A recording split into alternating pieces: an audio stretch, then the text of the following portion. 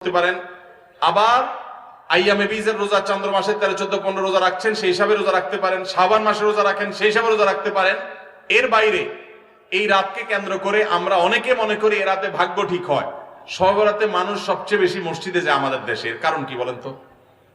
অন্য কোন রাতে মানুষ এত মসজিদে যায়? আজীবন জীবনে নামাজ এক ওয়াক্ত পড়ে না ওই লোকও শবে বরাতে মসজিদে যায়। কারণটা কি? কারণ সে মনে করে যে এই রাতে আল্লাহ ভাগ্য নির্ধারণ করে, অতএব এই এক রাতে ইবাদত বন্দি করে আল্লাহর সাথে বাইল দিয়ে যদি সারা বছরের ভাগ্যটা ভালো করে ফেলা যায়, মন্দ কি?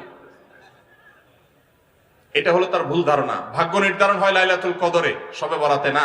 সূরা দুখানে 3 এবং 4 নম্বর আয়াত দেখেন, আল্লাহ বলেছেন যে রাতে কোরআন নাজিল হয়েছে, একই রাতে আল্লাহ তাআলা গুরুত্বপূর্ণ বিষয়গুলো ধার্য করেন। কোরআন নাজিল হয়েছে কোন রাতে?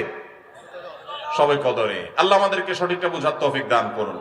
তবে এ রাতে ওই যে আল্লাহ তাআলা বান্দাকে সাধারণ ক্ষমা ঘোষণা করেন, আল্লাহর সাধারণ ক্ষমা ঘোষণার জন্য আমরা চেষ্টা করি।